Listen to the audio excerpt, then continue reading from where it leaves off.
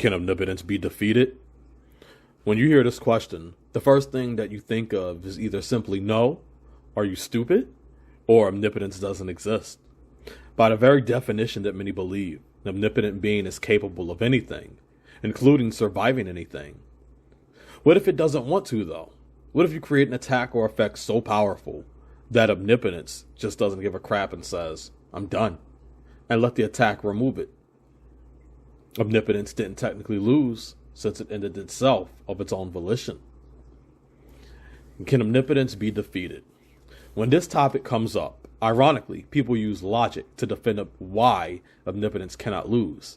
Yet omnipotence is supposed to be beyond logic or encompass it. Thus, we enter into the types of omnipotence. This becomes a truth type token conversation then.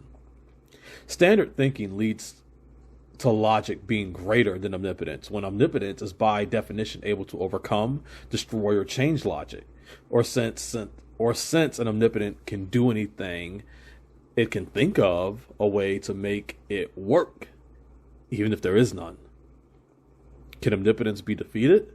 The concept of omnipotence is often misunderstood. Let's take the popular example of God. To say that God is omnipotent does not mean that God can do everything. God cannot do what is logically impossible, and God cannot do what is contrary to his own nature. That is one of the versions of omnipotence that exists. What if he feels like it's logically impossible to just let it go and allow an effect to remove him from being?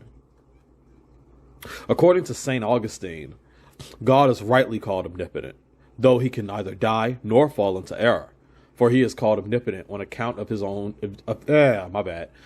doing what he wills, not on an account of his suffering what he wills not. For if that should befall him, he would by no means be omnipotent.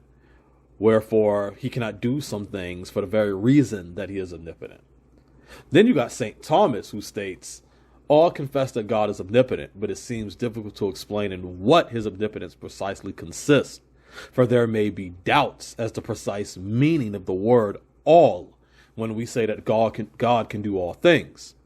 However, we consider the matter all right, since power is said in reference to possible things. This phrase, God can do all things, is rightly understood to mean that God can do all things that are possible. And for this reason, he is said to be omnipotent. So basically, in one definition, omnipotence cannot do some things for the very reason of being omnipotent. Is that a paradox? In another definition, we don't exactly know the meaning of all when it comes to omnipotence, but at the same time, omnipotence is still bound to possibility. And before you try to come at me with what all is, I suggest you actually read the Hermetic scriptures on the expansive definition of various alls. I want to explain Summum's philosophy of all, but that will take longer than what I want this video to be. But on one of the Hermetic maxim philosophies, it states that while all is in the all, it is equally true that the all is in all. According to Hermetic doctrine, the all is a bit more complicated than simply being the sum total of the universe.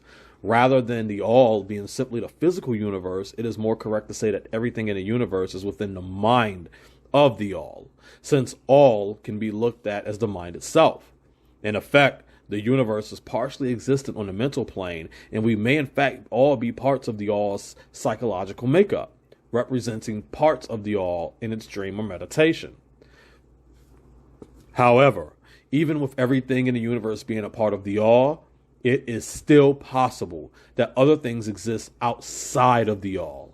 For example, the all may be just like us on its own level of existence, with its own the all above it.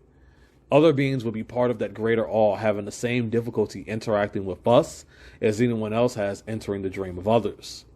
I find it interesting that Hermetic doctrines can look at layers of the all, but yet when I do it, it's asinine. Can omnipotence be defeated? If you have made it this far into the video, yes. In Heir to the Stars, omnipotence can be surpassed, and is done so casually while maintaining the definition. The Ace of Spades, the creator of the verse, has made it so. After all, the Ace of Spades is omnipotence, establishing the grand principle of creation, being, logic, and word, and will, and pure act. To the Ace of Spades, he's beyond the former. Yet it's still valid to the ace of spades. Besides, if the ace of spades could not establish the means of omnipotence to be surpassed, and yet still maintain its definition and principle without paradox, wouldn't that mean that the ace of spades could not do something?